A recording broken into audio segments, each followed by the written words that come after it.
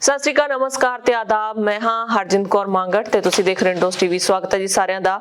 Bulletin ਦੀ ਸ਼ੁਰੂਆਤ ਕਰਦੇ ਹਾਂ ਜੀ ਤੇ ਜੁੜ ਚੁੱਕੇ ਨੇ ਸਾਡੇ ਨਾਲ ਚਰਚਾ ਕਰਨ ਲਈ ਅੱਜ ਦੇ ਮਸਲਿਆਂ ਦੇ ਉੱਤੇ ਗੁਰਇਕਬਾਲ ਸਿੰਘ ਬਰਾੜ, ਜੋ ਕਿ ਸਾਡੇ ਇੰਡੀਆ ਸਟੂਡੀਓ ਦੇ ਵਿੱਚ ਮੌਜੂਦ ਨੇ। ਕਰਦੇ ਹਾਂ ਜੀ ਉਹਨਾਂ ਦਾ ਸਵਾਗਤ। ਬਰਾੜ ਸਾਹਿਬ ਸਤਿ ਸ਼੍ਰੀ ਅਕਾਲ ਜੀ। ਸਤਿ ਸ਼੍ਰੀ ਅਕਾਲ ਹਰਜਨ ਤੇ ਸਤਿ ਸ਼੍ਰੀ ਅਕਾਲ ਉਹਨਾਂ ਦਰਸ਼ਕਾਂ ਨੂੰ ਜੋ ਲਗਾਤਾਰ ਸਾਡੇ ਨਾਲ ਇਹਨਾਂ ਪ੍ਰੋਗਰਾਮ ਰਾਹੀਂ ਜੁੜਦੇ ਆ ਜੀ। ਬਰਾੜ ਸਾਹਿਬ, ਪੂਰੇ ਸੰਸਾਰ ਦੇ ਵਿੱਚ ਫਿਰ ਤੋਂ ਕੋਵਿਡ-19 ਦੀ ਹਾਹਾਕਾਰ ਮਚ ਗਈ ਹੈ। ਇੱਕਦਮ ਹੀ ਪੂਰੇ ਸੰਸਾਰ ਨੂੰ, ਪੂਰੀ ਕਾਇਨਾਤ ਨੂੰ ਜਿਵੇਂ ਘਰ ਦੇ ਵਿੱਚ ਹੀ ਝੰਜੋੜ ਕੇ ਰੱਖ ਦਿੱਤਾ ਹੈ। ਲੋਕਾਂ ਦੇ ਬਹੁਤ ਸਾਰੇ ਪਲਾਨ ਸਨ। ਇੱਕਦਮ ਹੀ ਜਿਹੜੇ ਕੋਵਿਡ-19 ਡੈਲਟਾ ਵੇਰੀਐਂਟ ਆਇਆ ਸੀ, ਉਸ ਤੋਂ ਬਾਅਦ ਸਮਝਿਆ ਜਾ ਰਿਹਾ ਸੀ ਕਿ ਸਭ ਕੁਝ ਨਾਰਮਲ ਹੋਣ ਵਾਲਾ ਹੈ। ਸਾਰੇ ਲੋਕਾਂ ਨੇ ਪਲਾਨ ਆਊਟ ਕੀਤੇ ਸੀ। ਬਾਰਡਰ ਖੁੱਲੇ ਸੀ, ਖਾਸ ਕਰਕੇ ਆਸਟ੍ਰੇਲੀਆ ਦੇ। ਸੋ ਆਸਟ੍ਰੇਲੀਆ ਦੀ ਪਹਿਲਾਂ ਸਮੀਖਿਆ ਕਰ ਲੈਂਦੇ ਆ ਜੀ। ਆਸਟ੍ਰੇਲੀਆ ਦੇ ਵਿੱਚ 5 ਲੱਖ ਤੋਂ ਵੱਧ ਕੇਸ ਆ ਚੁੱਕੇ ਨੇ ਜੀ। ਜੇਕਰ ਗੱਲ ਕੀਤੀ ਜਾਵੇ ਇਕੱਲੇ ਨਿਊ ਸਾਊਥ ਵੈਲਸ ਦੀ ਤਾਂ 35,054 ਕੇਸ ਆ ਗਏ ਆ ਜੀ 24 ਆਵਰਸ ਦੇ ਵਿੱਚ। ਸਕੂਲ ਅਜੇ ਖੁੱਲੇ ਨੇ ਜੀ, ਪਰ ਚਾਈਲਡ ਕੇਅਰ ਸੈਂਟਰ ਬੰਦ ਕਰ ਦਿੱਤੇ ਗਏ ਨੇ 325। ਤੇ ਨਾਲ ਹੀ ਜੇਕਰ ਗੱਲ ਕੀਤੀ ਜਾਵੇ ਕੁਇਨਜ਼ਲੈਂਡ ਦੀ ਤਾਂ 6,781 ਕੇਸ ਆ ਚੁੱਕੇ ਨੇ। ਮੈਲਬਨ ਦੇ ਵਿੱਚ ਵੀ 17,636 ਕੇਸ ਆ ਚੁੱਕੇ ਨੇ। ਬਹੁਤ ਜ਼ਿਆਦਾ ਕੇਸਿਸ ਦੀ ਗਿਣਤੀ ਜਿਹੜੀ ਹੈਗੀ ਹੈ ਜੀ ਵੱਧਦੀ ਜਾ ਰਹੀ ਹੈ। ਤੇ ਨਾਲ ਹੀ ਜੇਕਰ ਗੱਲ ਕੀਤੀ ਜਾਵੇ ਆਸਟ੍ਰੇਲੀਅਨ ਸਰਕਾਰ ਦੀ ਤਾਂ ਹੈਲਥ ਸਿਹਤ ਕੇਂਦਰਾਂ ਦੀ ਪੋਲ ਖੁੱਲਦੀ ਜਾ ਰਹੀ ਹੈ ਜੀ। ਇਹ ਕਹਿ ਰਹੇ ਨੇ ਕਿ ਸਾਡੇ ਜਿਹੜੇ ਹੈਲਥ ਵਰਕਰ ਨੇ ਉਹ ਵੀ ਕਰੋਨਾ ਦੀ ਮਾਰ ਹੇਠ ਆਏ ਨੇ, ਛੁੱਟੀਆਂ ਤੇ ਗਏ ਨੇ। ਇਸ ਕਰਕੇ ਇੰਨਾ ਜ਼ਿਆਦਾ ਪੈਂਡੇਮਿਕ ਫੈਲਿਆ ਹੋਇਆ ਜੀ। ਲੰਮੀਆਂ ਕਤਾਰਾਂ ਲੱਗੀਆਂ ਲੋਕੀ ਆਪਣੇ ਟੈਸਟ ਕਰਵਾਉਣ ਲਈ ਤੇ ਲੋਕ ਫਰਸਟ੍ਰੇਟ ਹੋ ਰਹੇ ਨੇ ਜੀ। ਸੋ ਇਹਨਾਂ ਗੱਲਾਂ ਦੇ ਵਿਚਕਾਰ ਜਿਹੜੀਆਂ ਗੱਲਾਂ ਹੈਗੀਆਂ ਨੇ ਜੀ, ਪ੍ਰਧਾਨ ਮੰਤਰੀ ਸਾਡੇ ਸਕਾਟ ਮੋਰਿਸਨ ਹੈਗੇ ਨੇ, ਉਹਨਾਂ ਨੇ ਸਰਕਾਰੀ ਫੰਡ ਦੇ ਵਿੱਚੋਂ ਪੈਸੇ ਦੇਣੇ ਵੀ ਬੰਦ ਕਰ ਦਿੱਤੇ ਨੇ। ਉਹਨਾਂ ਨੇ ਕਿਹਾ ਕਿ ਆਪਣੀ ਪਾਕਟ ਦੇ ਵਿੱਚੋਂ ਪ੍ਰਾਈਵੇਟ ਹੈਲਥ ਇੰਸ਼ੋਰੈਂਸ ਕਰਵਾਓ, ਆਪਣੀ ਹੈਸੀਅਤ ਦੇ ਨਾਲ ਖਰਚਾ ਕਰੋ। ਜੇਕਰ ਤੁਹਾਨੂੰ ਕੋਈ ਬਿਮਾਰੀ ਹੈ ਤਾਂ ਆਪਣੇ ਘਰੋਂ, ਆਪਣੀ ਪਾਕਟ ਦੇ ਵਿੱਚੋਂ ਖਰਚਾ ਕਰੋ। ਸਾਡੇ ਕੋਲ ਕਹਿੰਦੇ ਫੰਡ ਹੈ ਨਹੀਂ। ਹਰਜਿੰਦਰ, ਬਿਲਕੁਲ ਜਿਸ ਤਰੀਕੇ ਨਾਲ ਤੁਸੀਂ ਦੱਸ ਰਹੇ ਹੋ ਕਿ ਆਸਟ੍ਰੇਲੀਆ ਦੇ ਵਿੱਚ ਜਿਹੜੇ ਕੇਸਿਸ ਆ ਉਹ ਲਗਾਤਾਰ ਵੱਧ ਰਹੇ ਆ ਤੇ ਹਾਲਾਤ ਕੁਝ ਇੰਡੀਆ ਦੇ ਵਿੱਚ, ਜਾਂ ਆਪਾਂ ਖਾਸ ਕਰਕੇ ਪੰਜਾਬ ਦੀ ਜਦੋਂ ਗੱਲ ਕਰਦੇ ਹਾਂ ਤਾਂ ਪੰਜਾਬ ਦੇ ਵਿੱਚ ਵੀ ਹਾਲਾਤ ਕੋਈ ਵੱਖਰੇ ਨਜ਼ਰ ਨਹੀਂ ਆ ਰਹੇ ਆ। ਪਿਛਲੇ ਲੰਬੇ ਸਮੇਂ ਤੋਂ, ਜਦੋਂ ਤੋਂ ਇਹ ਕਰੋਨਾ ਵਾਇਰਸ ਦੀ ਬਿਮਾਰੀ ਆ ਜਿਹੜੀ ਉਹ ਸ਼ੁਰੂ ਹੋਈ ਹੈ, ਉਸ ਤੋਂ ਬਾਅਦ ਤੋਂ ਲੈ ਕੇ ਥੋੜ੍ਹੇ ਹਾਲਾਤ ਆ ਜਿਹੜੇ ਬਿਹਤਰ ਹੋਣ ਲੱਗੇ ਸੀ। ਜਿੱਥੇ ਕਿ ਰੌਣਕਾਂ ਜਿਹੜੀਆਂ ਵਾਪਸ ਬਾਜ਼ਾਰਾਂ ਦੇ ਵਿੱਚ ਪਰਤਣ ਲੱਗੀਆਂ ਸੀ, ਰੈਸਟੋਰੈਂਟ ਖੁੱਲ੍ਹੇ ਗਏ ਸੀ, ਸਿਨੇਮਾ ਘਰ ਆ ਜਿਹੜੇ ਖੁੱਲ੍ਹੇ ਗਏ ਸੀ, ਲੋਕਾਂ ਨੇ ਥੋੜ੍ਹਾ ਜਿਹਾ ਸੁੱਖ ਦਾ ਸਾਹ ਲਿਆ ਸੀ।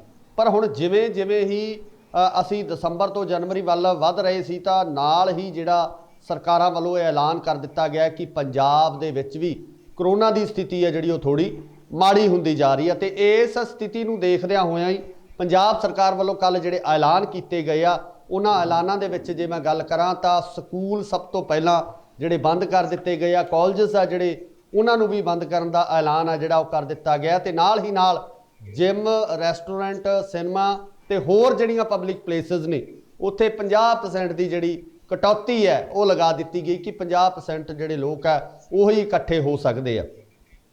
ਹਰਜਿੰਦਰ, ਇੱਕ ਹੋਰ ਜਿਹੜੀ ਗੱਲ ਹੈ ਕਿ ਕੋਵਿਡ ਦੇ ਵਿੱਚ ਜਿਹੜਾ ਰਾਤ ਦਾ ਕਰਫਿਊ ਆ ਉਹ ਵੀ ਜਿਹੜਾ ਪੰਜਾਬ ਸਰਕਾਰ ਵੱਲੋਂ ਲਗਾਇਆ ਗਿਆ। ਮੈਂ ਜ਼ਿਕਰ ਕਰਨਾ ਚਾਹੂੰਗਾ ਕਿ ਜਿਸ ਤਰੀਕੇ ਨਾਲ ਤੁਸੀਂ ਦੱਸਿਆ ਕਿ ਜਿਹੜੇ ਸਰਕਾਰ ਵੱਲੋਂ ਦਿੱਤਾ ਜਾਣ ਵਾਲਾ ਫੰਡ ਆ ਜਿਹੜਾ ਉਹ ਰੋਕ ਦਿੱਤਾ ਗਿਆ ਆਸਟ੍ਰੇਲੀਆ ਦੇ ਵਿੱਚ, ਪੰਜਾਬ ਸਰਕਾਰ ਵੱਲੋਂ ਇਦਾਂ ਦਾ ਕੋਈ ਫੰਡ ਆ ਜਿਹੜਾ ਉਹ ਜਾਰੀ ਨਹੀਂ ਕੀਤਾ ਗਿਆ, ਜਾਂ ਸਰਕਾਰ ਵੱਲੋਂ ਇਦਾਂ ਦੀ ਕੋਈ ਮਦਦ ਹੈ ਉਹ ਆਮ ਲੋਕਾਂ ਨੂੰ ਨਹੀਂ ਦਿੱਤੀ ਜਾ ਰਹੀ ਆ। ਇਹ ਸਾਡੇ ਪੰਜਾਬੀਆਂ ਦੀ ਕਹਿ ਲਓ ਜਾਂ ਪੰਜਾਬ ਦੀ ਕਹਿ ਲਓ ਇੱਕ ਬਦਕਿਸਮਤੀ ਕਹਿ ਸਕਦੇ ਹਾਂ ਕਿ ਸਰਕਾਰਾਂ ਆਪਣੇ ਵਾਸਤੇ ਬਹੁਤ ਕੁਛ ਕਰਦੀਆਂ ਤੇ ਪਰ ਪੰਜਾਬ ਦੇ ਜਦੋਂ ਲੋਕਾਂ ਦੀ ਗੱਲ ਆਉਂਦੀ ਹੈ, ਜਦੋਂ ਪਬਲਿਕ ਦੀ ਗੱਲ ਆਉਂਦੀ ਹੈ ਤਾਂ ਉੱਥੇ ਕਿਤੇ ਨਾ ਕਿਤੇ ਸਰਕਾਰਾਂ ਆਪਣੇ ਹੱਥ ਪਿੱਛੇ ਖਿੱਚਦੀਆਂ ਨਜ਼ਰ ਆਉਂਦੀਆਂ। ਮੈਨੂੰ ਲੱਗਦਾ ਕਿ ਆਸਟ੍ਰੇਲੀਆ ਦੇ ਵਿੱਚ ਵੀ ਇਸੇ ਤਰ੍ਹਾਂ ਦੀ ਸਥਿਤੀ ਬਣ ਗਈ ਹੈ ਕਿ ਪ੍ਰਧਾਨ ਮੰਤਰੀ ਵੱਲੋਂ ਜਿਹੜਾ ਹੁਣ ਆਮ ਲੋਕਾਂ ਤੋਂ ਜਿਹੜਾ ਹੱਥ ਪਿੱਛੇ ਖਿੱਚ ਲਿਆ ਗਿਆ। ਜੀ ਹਰਜਨ।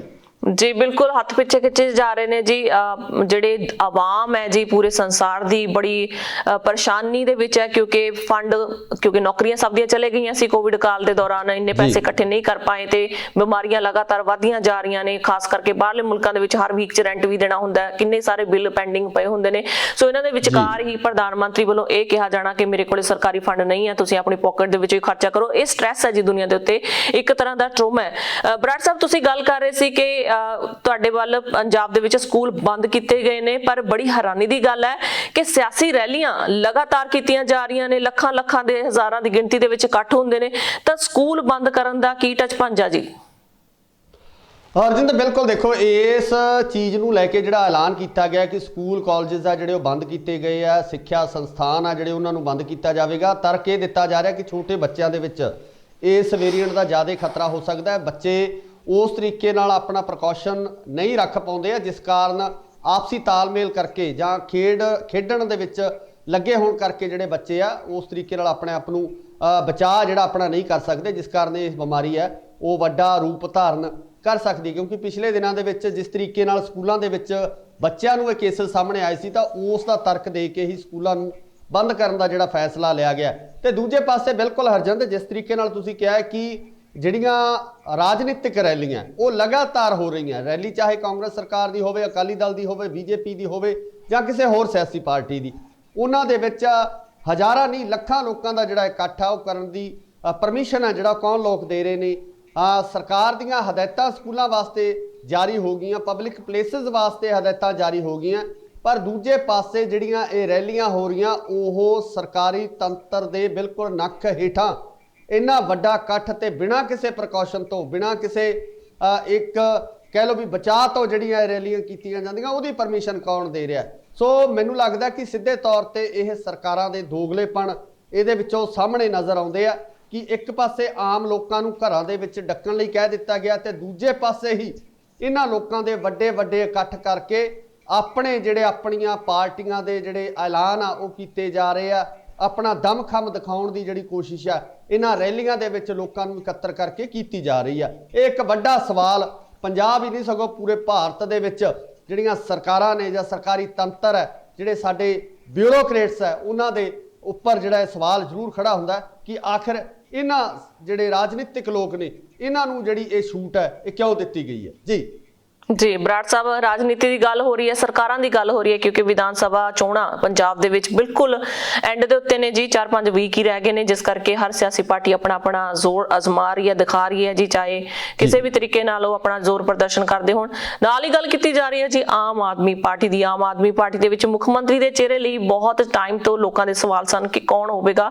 ਭਗਵੰਤ ਮਾਨ ਦਾ ਨਾਂ ਸਾਹਮਣੇ ਆ ਰਿਹਾ ਹੈ। ਹਰਜਿੰਦ, ਬਿਲਕੁਲ ਕੱਲ ਸ਼ਾਮ ਤੋਂ ਇਹ ਖਬਰਾਂ ਸੋਸ਼ਲ ਮੀਡੀਆ ਦੇ ਉੱਪਰ ਚਰਚਾ ਦਾ ਵਿਸ਼ਾ ਬਣੀਆਂ ਹੋਈਆਂ ਕਿ ਭਗਵੰਤ ਮਾਨ ਦੇ ਨਾਮ ਦੇ ਉੱਪਰ ਲਗਭਗ ਜਿਹੜੀ ਸਹਿਮਤੀ ਹੈ ਉਹ ਬਣ ਚੁੱਕੀ ਹੈ ਤੇ ਇਸ ਸਹਿਮਤੀ ਨਾਲ ਕਿਤੇ ਨਾ ਕਿਤੇ ਪੰਜਾਬ ਦੇ ਲੋਕਾਂ ਦੇ ਵਿੱਚ ਜਿਹੜੇ ਆਮ ਆਦਮੀ ਪਾਰਟੀ ਨੂੰ ਪਿਆਰ ਕਰਦੇ ਜਾਂ ਆਮ ਆਦਮੀ ਪਾਰਟੀ ਦੇ ਜੋ ਵਰਕਰ ਨੇ ਉਹਨਾਂ ਦੇ ਵਿੱਚ ਵੀ ਕਾਫੀ ਜਿਹੜੀ ਖੁਸ਼ੀ ਹੈ ਉਹ ਜ਼ਾਹਰ ਕੀਤੀ ਜਾ ਰਹੀ ਹੈ। ਖੁਸ਼ੀ ਦੀ ਲਹਿਰ ਇਹਨਾਂ ਦੇ ਵਿੱਚ ਦੌੜ ਗਈ ਹੈ ਕਿਉਂਕਿ ਭਗਵੰਤ ਮਾਨ ਨੂੰ ਇੱਕ ਪੰਜਾਬੀ ਚਿਹਰਾ ਹੋਣ ਦੇ ਨਾਤੇ ਤੇ ਪੰਜਾਬ ਦੇ ਲੋਕਾਂ ਵੱਲੋਂ ਕਾਫੀ ਪਿਆਰ ਤੇ ਸਨੇਹ ਦਿੱਤਾ ਗਿਆ। ਸੋ ਉਸ ਤੋਂ ਬਾਅਦ ਜਿਸ ਤਰੀਕੇ ਨਾਲ ਇਹ ਖਬਰਾਂ ਜਿਹੜੀਆਂ ਸੋਸ਼ਲ ਮੀਡੀਆ ਤੇ ਐਕਟਿਵ ਹੋਈਆਂ ਤੇ ਲਗਾਤਾਰ ਜਿਹੜਾ ਸੋਸ਼ਲ ਮੀਡੀਆ ਦੇ ਉੱਪਰ ਇਸ ਖਬਰ ਨੂੰ ਲੈ ਕੇ ਇੱਕ ਜਿਹੜੀ ਵੇਵ ਹੈ ਉਹ ਚੱਲਦੀ ਨਜ਼ਰ ਆ ਰਹੀ ਹੈ। ਪਰ ਇੱਥੇ ਇਹ ਵੀ ਜ਼ਿਕਰਯੋਗ ਹੈ ਕਿ ਜੋ ਆਮ ਆਦਮੀ ਪਾਰਟੀ ਆ ਉਹਦੇ ਜੋ ਕਨਵੀਨਰ ਨੇ ਅਰਵਿੰਦ ਕੇਜਰੀਵਾਲ, ਉਹ ਇੱਕ ਕਿਸੇ ਵੱਡੇ ਸਮਾਗਮ ਦੇ ਵਿੱਚ, ਇੱਕ ਵੱਡੇ ਇਕੱਠ ਦੇ ਰੂਪ ਦੇ ਵਿੱਚ ਜਿਹੜਾ ਇਹ ਐਲਾਨ ਕਰਨਗੇ। ਸੋ ਇਸ ਸੰਬੰਧੀ ਹਜੇ ਪਾਰਟੀ ਵੱਲੋਂ ਕੋਈ ਆਪਣੇ ਪੱਧਰ ਤੇ ਜਾਂ ਆਪਾਂ ਕਹਿ ਲਈਏ ਕਿ ਆਫੀਸ਼ੀਅਲੀ ਐਲਾਨ ਆ ਜਿਹੜਾ ਉਹ ਹਾਲੇ ਹੋਣਾ ਬਾਕੀ ਹੈ। ਪਰ ਜਿਸ ਤਰੀਕੇ ਨਾਲ ਇਹ ਚਰਚਾਵਾਂ ਦਾ ਮਾਹੌਲ ਗਰਮ ਹੈ, ਜਿਸ ਤਰੀਕੇ ਨਾਲ ਲਗਾਤਾਰ ਜਿਹੜੀਆਂ ਪੋਸਟਾਂ ਉਹ ਫੇਸਬੁੱਕ ਜਾਂ ਹੋਰ ਜੋ ਸੋਸ਼ਲ ਹੈਂਡਲ ਨੇ ਉਹਨਾਂ ਉੱਪਰ ਜਾਰੀ ਕੀਤੀਆਂ ਜਾ ਰਹੀਆਂ, ਤਾਂ ਇਹ ਮੰਨਿਆ ਜਾ ਸਕਦਾ ਕਿ ਲਗਭਗ ਜਿਹੜਾ ਮੁੱਖ ਮੰਤਰੀ ਦਾ ਚਿਹਰਾ ਉਹ ਭਗਵੰਤ ਮਾਨ ਨੂੰ ਜਿਹੜਾ ਬਣਾਇਆ ਜਾ ਸਕਦਾ ਹੈ, ਉਹਨਾਂ ਨੂੰ ਪੰਜਾਬ ਦੇ ਵਿੱਚ ਮੁੱਖ ਮੰਤਰੀ ਦੇ ਤੌਰ ਤੇ ਇੱਕ ਚਿਹਰੇ ਦੇ ਤੌਰ ਤੇ ਪੇਸ਼ ਕੀਤਾ ਜਾ ਸਕਦਾ ਹੈ। ਪਰ ਸਭ ਤੋਂ ਵੱਡੀ ਗੱਲ ਇਹ ਹੈ ਕਿ ਆਮ ਲੋਕ ਜਿਹੜੇ ਵੋਟਰ ਨੇ ਕੀ ਉਹ ਭਗਵੰਤ ਮਾਨ ਨੂੰ ਐਕਸੈਪਟ ਕਰਦੇ ਆ। ਕਿ ਜਿਸ ਤਰੀਕੇ ਨਾਲ 2017 ਦੇ ਵਿੱਚ ਇੱਕ ਵੱਡੀ ਵੇਵ ਬਣਾ ਕੇ ਇਹ ਕਿਹਾ ਜਾ ਰਿਹਾ ਸੀ ਕਿ ਆਮ ਆਦਮੀ ਪਾਰਟੀ ਜਿਹੜਾ ਆਪਣਾ ਸਰਕਾਰ ਬਣਾਏਗੀ, 100 ਤੋਂ ਵੱਧ ਜਿਹੜੀਆਂ ਸੀਟਾਂ ਆਮ ਆਦਮੀ ਪਾਰਟੀ ਲੈ ਕੇ ਜਾਏਗੀ, ਉਸੇ ਤਰ੍ਹਾਂ ਦੇ ਦਾਅਵੇ ਤਾਂ ਹੁਣ ਵੀ ਠੋਕੇ ਜਾ ਰਹੇ ਆ। ਪਰ ਇਲੈਕਸ਼ਨ ਤੋਂ ਬਾਅਦ ਇਹ ਸਾਫ਼ ਹੋਊਗਾ ਕਿ ਆਖਰ ਭਗਵੰਤ ਮਾਨ ਮੁੱਖ ਮੰਤਰੀ ਬਣ ਪਾਉਂਦੇ ਆ ਜਾਂ ਨਹੀਂ। ਜੀ ਬਰਾੜ ਜੀ, ਸਿਆਸੀ ਪਾਰਟੀਆਂ ਜ਼ੋਰ ਅਜ਼ਮਾ ਰਹੀਆਂ ਨੇ ਜੀ, ਬਹੁਤ ਸਾਰੀਆਂ ਪਾਰਟੀਆਂ ਅੱਗੇ ਆ ਰਹੀਆਂ ਨੇ, ਨਾਲ ਹੀ ਕਿਸਾਨਾਂ ਵੱਲੋਂ ਵੀ ਪਾਰਟੀ ਤਿਆਰ ਕੀਤੀ ਗਈ ਹੈ। ਬਹੁਤ ਸਾਰੇ ਲੋਕਾਂ ਦੀ ਡਿਮਾਂਡ ਸੀ, ਮੰਗ ਸੀ ਕਿ ਕਿਸਾਨ ਆਪਣੀ ਪਾਰਟੀ ਬਣਾਉਣ। ਜਿਵੇਂ ਕਿਸਾਨਾਂ ਨੇ ਪਾਰਟੀ ਬਣਾਈ ਹੈ ਜੀ, ਰਲੇ ਮਿਲੇ ਲੋਕਾਂ ਦੇ ਜਵਾਬ ਆ ਰਹੇ ਨੇ ਕਿ ਪਾਰਟੀ ਨਹੀਂ ਬਣਾਉਣੀ ਚਾਹੀਦੀ ਸੀ ਜਾਂ ਪਾਰਟੀ ਬਣ ਚੁੱਕੀ ਹੈ ਜਾਂ ਅਸੀਂ ਸਮਰਥਨ ਕਰਾਂਗੇ। ਡਾਕਟਰ ਸਵੈ ਮਾਨ ਜੋ ਕਿ ਕੈਲੀਫੋਰਨੀਆ ਤੋਂ ਲਗਾਤਾਰ ਕਿਸਾਨੀ ਧਰਨੇ ਦਾ ਮੋਰਚਾ ਬਣੇ ਹੋਏ ਸਨ, ਦਿੱਲੀ ਸਿੰਘੂ ਬਾਰਡਰ ਦੇ ਉੱਤੇ ਬੈਠੇ ਸਨ, ਲਗਾਤਾਰ ਸੇਵਾਵਾਂ ਨਿਭਾ ਰਹੇ ਸਨ, ਆਪਣੀ ਅਣਥੱਕ ਮਿਹਨਤ ਦੇ ਨਾਲ ਪ੍ਰਚਾਰ ਕਰ ਰਹੇ ਨੇ ਜੀ। ਲਗਾਤਾਰ ਉਹ ਕਹਿ ਰਹੇ ਨੇ ਕਿ ਕਿਸਾਨਾਂ ਦੀ ਪਾਰਟੀ ਪੰਜਾਬ ਦੇ ਵਿੱਚ ਜ਼ਰੂਰ ਲੈ ਕੇ ਆਉਣੀ ਚਾਹੀਦੀ ਹੈ। ਜੇਕਰ ਪੰਜਾਬ ਨੂੰ ਬਦਲਦਾ ਰੂਪ ਦੇਖਣਾ ਚਾਹੁੰਦੇ ਹੋ, ਤੁਸੀਂ ਪੰਜਾਬ ਨੂੰ ਖੁਸ਼ਹਾਲ ਦੇਖਣਾ ਚਾਹੁੰਦੇ ਹੋ, ਸੋ ਤੁਸੀਂ ਪੰਜਾਬ ਦੇ ਵਿੱਚੋਂ ਕਿਹੋ ਜਿਹਾ ਰਿਸਪੌਂਸ ਹੈ ਜੀ ਕਿਸਾਨੀ ਪਾਰਟੀ ਨੂੰ ਲੈ ਕੇ ਪੰਜਾਬ ਦੇ ਲੋਕਾਂ ਦਾ? ਹਰਜਿੰਦਰ ਦੇਖੋ, ਜਿਸ ਤਰੀਕੇ ਨਾਲ ਲਗਾਤਾਰ ਜਿਹੜਾ ਇਲੈਕਸ਼ਨ ਦਾ ਟਾਈਮ ਹੈ ਜਿਹੜਾ ਜਿਵੇਂ ਜਿਵੇਂ ਨੇੜੇ ਆ ਰਿਹਾ, ਉਸ ਤਰੀਕੇ ਨਾਲ ਪਾਰਟੀਆਂ ਹੋਂਦ ਦੇ ਵਿੱਚ ਵੀ ਆ ਰਹੀਆਂ ਤੇ ਇੱਕ ਦੂਜੀ ਪਾਰਟੀ ਦੇ ਵਿੱਚੋਂ ਜਿਹੜੇ ਦਲ ਬਦਲੀ ਆ ਉਹ ਵੀ ਲਗਾਤਾਰ ਚੱਲਦੀ ਆ ਰਹੀ ਹੈ। ਸੋ ਜਿੱਥੋਂ ਤੱਕ ਕਿਸਾਨਾਂ ਦੀ ਗੱਲ ਆ ਜਾਂ ਮੋਰਚੇ ਦੀ ਗੱਲ ਆ, ਮੋਰਚੇ ਦੇ ਵਿੱਚੋਂ ਰਾਜੇਵਾਲ ਸਾਹਿਬ ਨੂੰ ਮੁਖੀ ਦੇ ਤੌਰ ਤੇ ਜਿਹੜੀਆਂ ਲਗਭਗ 20 ਦੇ ਕਰੀਬ ਜਥੇਬੰਦੀਆਂ ਵੱਲੋਂ ਜਿਹੜਾ ਇਹ ਐਲਾਨ ਕੀਤਾ ਗਿਆ ਸੀ ਕਿ ਅਸੀਂ ਇਸ ਇਲੈਕਸ਼ਨ ਦਾ ਹਿੱਸਾ ਹੋਵਾਂਗੇ, ਇਸ ਇਲੈਕਸ਼ਨ ਨੂੰ ਅਸੀਂ ਲੜਾਂਗੇ। ਪਰ ਦੂਜੇ ਪਾਸੇ ਜਿਹੜੀਆਂ ਵੱਡੀਆਂ ਧਿਰਾਂ ਨੇ ਜੋ ਕਿ 32 ਜਥੇਬੰਦੀਆਂ ਦੇ ਵਿੱਚ ਸ਼ਾਮਲ ਸੀ, ਇਹਦੇ ਵਿੱਚ ਮੁੱਖ ਤੌਰ ਤੇ ਜੇ ਆਪਾਂ ਗੱਲ ਕਰੀਏ ਤਾਂ ਉਹ ਨੇ ਜੋਗਿੰਦਰ ਸਿੰਘ ਉਗਰਾਹਾਂ ਜਥੇਬੰਦੀ ਦੇ ਨਾਲ ਜੋ ਸੰਬੰਧ ਰੱਖਦੇ ਆ, ਉਹਨਾਂ ਵੱਲੋਂ ਇਸ ਇਲੈਕਸ਼ਨ ਦਾ ਜਿਹੜਾ ਵਿਰੋਧ ਆ ਉਹ ਕੀਤਾ ਜਾ ਰਿਹਾ ਕਿਸਾਨਾਂ ਵੱਲੋਂ ਜਾਂ ਆਗੂਆਂ ਵੱਲੋਂ। ਇਹ ਇਲੈਕਸ਼ਨ ਲੜਨ ਦੇ ਬਾਬਤ ਉਹਨਾਂ ਵੱਲੋਂ ਕਿਹਾ ਕਿ ਉਹਨਾਂ ਦਾ ਨਿੱਜੀ ਫੈਸਲਾ ਉਹ ਇਸ ਵਿੱਚ ਸ਼ਾਮਲ ਨਹੀਂ ਹੋਣਗੇ।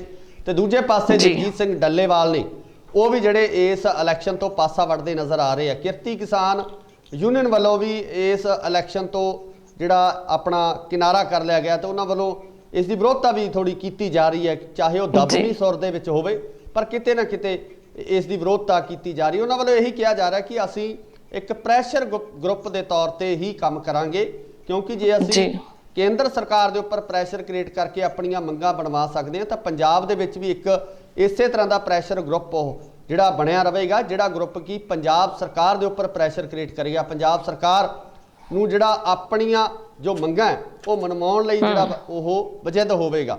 ਸੋ ਦੇਖੋ, ਇਹ ਆਮ ਲੋਕ ਹੀ ਡਿਸਾਈਡ ਕਰ ਸਕਦੇ ਆ, ਆਮ ਲੋਕ ਹੀ ਦੱਸ ਸਕਦੇ ਆ ਕਿ ਆਖਰ ਉਹ ਇਸ ਪਾਰਟੀ ਬਾਰੇ ਕੀ ਸੋਚਦੇ ਆ, ਕਿਸਾਨ ਆਗੂਆਂ ਬਾਰੇ ਕੀ ਸੋਚਦੇ ਆ। ਕਿਉਂਕਿ ਜੇ ਆਪਾਂ ਗੱਲ ਕਰੀਏ ਤਾਂ ਸੰਯੁਕਤ ਰੂਪ ਦੇ ਵਿੱਚ ਸਾਰੀਆਂ ਕਿਸਾਨ ਜਥੇਬੰਦੀਆਂ ਇਸ ਇਲੈਕਸ਼ਨ ਦੇ ਵਿੱਚ ਆਪਣੀ ਸ਼ਮੂਲੀਅਤ ਨਹੀਂ ਕਰ ਰਹੀਆਂ, ਸਿਰਫ ਕੁਝ ਕੁ ਚੁਣਿੰਦਾ ਜਥੇਬੰਦੀਆਂ ਹੀ ਜਿਹੜੀਆਂ ਇਸ ਇਲੈਕਸ਼ਨ ਦਾ ਹਿੱਸਾ ਹੋਣਗੀਆਂ। ਪਰ ਕੀ ਪੰਜਾਬ ਦੇ ਲੋਕ ਜਾਂ ਪੰਜਾਬ ਦੇ ਕਿਸਾਨ ਇਹਨਾਂ ਆਗੂਆਂ ਨੂੰ ਐਕਸੈਪਟ ਕਰਦੇ ਆ ਕਿ ਇਹਨਾਂ ਦੀ ਪੱਖ ਦੇ ਵਿੱਚ ਜਿਹੜੀ VOTING ਆ ਭੁਗਤਦੀ ਹੈ? ਇਹ ਤਾਂ ਸਮਾਂ ਹੀ ਦੱਸੂਗਾ। ਜੀ ਬਰਾੜ ਜੀ, ਬਹੁਤ ਬਹੁਤ ਸ਼ੁਕਰੀਆ ਸਾਰੀ ਜਾਣਕਾਰੀ ਦੇ ਲਈ। ਮਿਲਦੇ ਹਾਂ ਜੀ ਅਗਲੇ ਹਫਤੇ। ਧੰਨਵਾਦ ਤੁਹਾਡਾ। ਸ਼ੁਕਰੀਆ ਜੀ। ਦਰਸ਼ਕੋ, ਸਮਾਂ ਚੱਲਿਆ ਤੁਹਾਡੇ ਤੋਂ ਵੀ ਇਜਾਜ਼ਤ ਲੈਣ ਦਾ। ਨਵੇਂ ਤੇ ਤਾਜ਼ਾ ਖਬਰਾਂ ਲਈ ਦੇਖਦੇ ਰਹੋ ਇੰਡਸਟਰੀ ਆਸਟ੍ਰੇਲੀਆ। ਧੰਨਵਾਦ।